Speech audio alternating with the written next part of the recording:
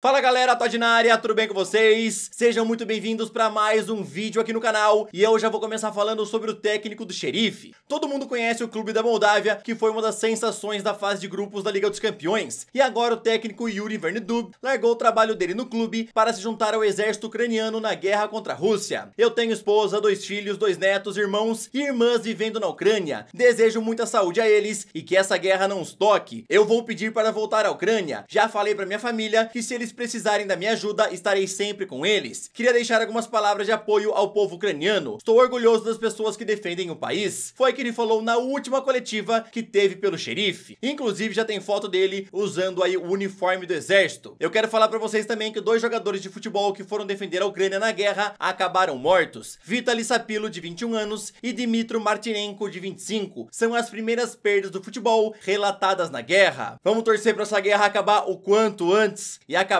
essas baixas, né, acabarem essas mortes, e vamos torcer também para o técnico do Sheriff voltar muito bem dessa guerra onde ele tá defendendo a Ucrânia. Nesse vídeo eu vou te contar sobre 2 novos reforços do Botafogo, Flamengo querendo contratar goleiro do Santos, vou te falar sobre o Tottenham que passou mais um vexame nessa temporada, Rangnick está cansado de Cristiano Ronaldo e já pensa em substituí-lo ao fim da temporada, vou te contar tudo isso e muito mais. Então, sem mais enrolações, solta a intro! Damn, it's gonna be a long night.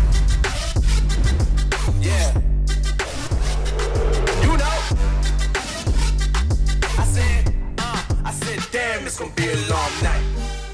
Ontem, pelo Campeonato Paranaense, Azuris venceu Coritiba por 1 a 0. Pela Copa do Brasil, Tombense se classificou ao ficar no 0 a 0 contra o Icasa. Guarani venceu Maricá por 1 a 0 e também avançou para a próxima fase. Pouso Alegre venceu Paraná por 2 a 0, garantindo também a sua vaga. Motoclube foi para a segunda fase ao vencer a Chapecoense por 3 a 2. O Grêmio foi eliminado ao perder por 3 a 2 para o Mirassol. Goiás avançou ao ficar no 1 a 1 contra o Souza. Pela segunda fase da Copa Libertadores, o Fluminense venceu mais uma vez o Milionários e carimbou a sua vaga na terceira fase. Com gols de William e Arias, o time carioca venceu por 2 a 0 e agora aguarda o vencedor entre Olímpia e Atlético Nacional para a terceira fase. Flamengo continua na busca por um novo goleiro, onde está tendo bastante dificuldade na negociação por Santos com o Atlético Paranaense, já que o presidente Mário Celso Petralha faz jogo duro em relação aos valores pedidos. Segundo o portal torcedores.com, o novo alvo e plano B para o gol é João Paulo, que atua pelo Santos, que não deve ser nada fácil também, já que ele é um dos principais jogadores do Peixe hoje em dia. A publicação informa que a ideia do rubro-negro é diminuir o valor que será pago ao Peixe, oferecendo jogadores em troca, e nos próximos dias o Fla deve apresentar uma lista de nomes que podem ser incluídos no negócio. Nessa lista devemos ver o nome de Isla, René e Léo Pereira. Lembrando que João Paulo recentemente renovou o contrato até 2026 e tem uma multa rescisória de 100 milhões de euros ou 570 milhões de reais. Obviamente esse valor aí de 100 milhões de euros não é o valor que o Santos vai pedir aí pelo goleiro João Paulo, tá? Segundo o portal torcedores.com, o João Paulo pode sair por algo em torno aí de 8 milhões de euros apenas, hein? Eu duvido um pouco, porque o João Paulo, se não é o principal jogador do Santos hoje em dia, é um dos principais. E eu creio que a equipe não liberaria por apenas 10%, aliás, menos que 10% da multa rescisória. Vamos ver se vai ter andamento nessas negociações do Flamengo com o goleiro Santos ou então com o goleiro João Paulo. Na sua opinião, torcedor rubro-negro, quem que você queria que chegasse no seu time? O João Paulo ou o goleiro Santos? Comenta aí. Botafogo acertou a contratação do primeiro reforço da era John Textor. Trata-se do zagueiro Felipe Sampaio, que joga pelo Guingamp, que disputa a segunda divisão francesa. E quem acabou anunciando isso para a torcida alvinegra foi o próprio Guingamp, confirmando a transferência em suas redes sociais. O jornalista Ekren Konur afirma que o brasileiro já assinou um contrato válido por 3 temporadas, com opção de renovar por mais uma, e ainda confirma que o zagueiro recusou uma oferta muito boa em questões salariais, vinda do líder do campeonato polonês, Lech Poznan. Botafogo também já chegou num acordo com o Braga para trazer Lucas Piazon por empréstimo de 1 ano. Ele chega a pedido do técnico Luiz Castro, que deve se apresentar no clube nos próximos dias. Segundo o jornalista Vene Casagrande, a equipe carioca não pagará nada pelo empréstimo, mas arcará com o salário integral do jogador nesse período, e caso queira ficar com ele definitivo, no ano que vem terá que pagar 1,8 milhões de euros ao time português. Felipe Sampaio é um zagueiro bastante alto, é um cara que tem um bom jogo aéreo e também tem uma boa saída de bola. Ele já falou que o desejo dele era atuar por uma equipe de primeira divisão, então assim que chegou essa proposta do Botafogo, ainda mais com esse novo projeto do John Textor, ele não pensou duas vezes e já falou sim. Lucas Piazon também, na minha opinião, é um bom jogador, é um bom reforço, apesar de ele nunca ter conseguido aí se fixar na equipe do Chelsea. Foi emprestado para milhares de equipes e depois acabou parando no Braga, onde também não tá tendo muito espaço, né? Então ele chega agora no Botafogo com esperança de se tornar titular. Eu quero saber, na sua opinião, torcedor alvinegro, tu curtiu essas duas contratações? Comenta aí.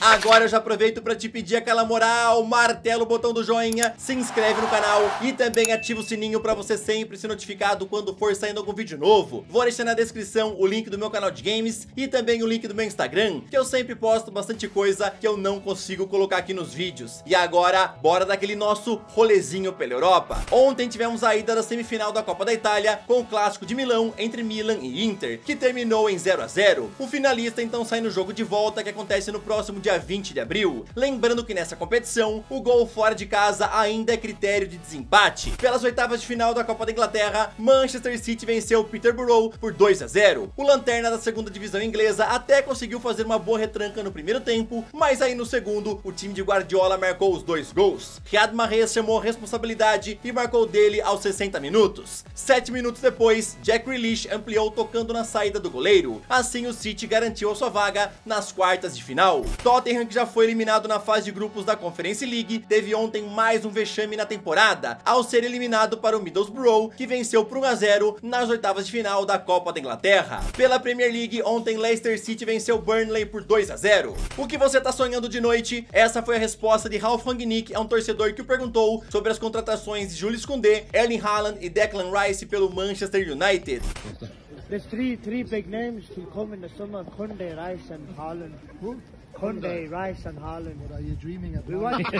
Pelo jeito, isso daí tá bem longe de acontecer, mas o que é certeza é que em julho a chegada de um novo técnico acontecerá sim. E isso vai impactar diretamente na continuação ou não de Cristiano Ronaldo no clube. Segundo o jornal Manchester Evening News, Rangnick já está cansado da situação com o português e já coloca em dúvidas a sua continuidade na próxima temporada. O técnico, que vai se tornar consultor ao fim dessa temporada, quer um jogador mais jovem para a posição, pois ele não vê CR7 como a peça ideal para o ataque do Manchester. Mas isso, quem vai acabar decidindo mesmo é o novo técnico do clube, onde hoje em dia 2 nomes são ligados para chegar no meio do ano, e eles são Erik ten Hag, que comanda o Ajax, e Mauricio Pochettino, que comanda o Paris Saint-Germain. O português vive seu pior momento na carreira, onde nesse ano de 2022 marcou apenas 1 gol, sendo no total da temporada 15 gols em 30 jogos. Eu quero saber a opinião de vocês em relação a 2 coisas, tá? Primeiro lugar, vocês aí concordam com o Rangnick que Cristiano Ronaldo não é a peça ideal e talvez seja melhor trazer um jogador mais jovem pra posição na próxima temporada, né? Mandando o CR7 embora ou liberando ele do contrato, sei lá. E também a segunda pergunta é: quem que vocês preferem que chegue para o comando? Erik ten Hag ou Mauricio Pochettino? Comenta aí. Agora, pra finalizar o vídeo, bora fechar com algumas notícias rápidas lá do futebol europeu. Na coletiva de ontem, Tuchel foi questionado mais uma vez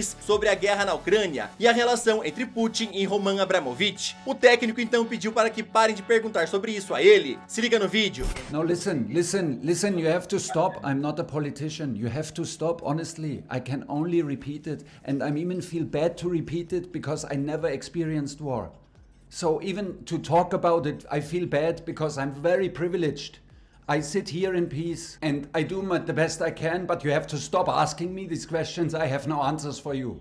Ribéry no final de semana se envolveu em um acidente de carro ao bater num semáforo. Segundo a imprensa italiana, ele estava no passageiro e sofreu um traumatismo craniano leve. Isso aconteceu na madrugada do último domingo, onde depois ele foi encaminhado para um hospital. Ribéry já teve alta, mas segue em repouso por alguns dias. O diretor esportivo do Salernitana avisou que o francês será multado, pois não devia estar na rua de madrugada, já que na segunda-feira tinha treino marcado. Juventus continua interessado em comprar Álvaro Morata no fim da temporada, porém, segundo o jornal Gazeta Gazeta dello Sport, eles vão pedir para que o Atlético de Madrid baixe a opção de compra de 35 milhões para 20 milhões de euros, ou caso contrário, o jogador voltará ao clube espanhol. Segundo o jornal The Sun, o Manchester United estaria interessado em comprar João Palhinha junto ao Sporting, onde o valor oferecido deve gerar em torno de 20 a 25 milhões de euros. Lembrando que a multa rescisória do jogador está avaliada em 60 milhões, porém o clube deve aceitar negociá-lo por menos. Atlético de Madrid e Wolverhampton também aparecem como interessados.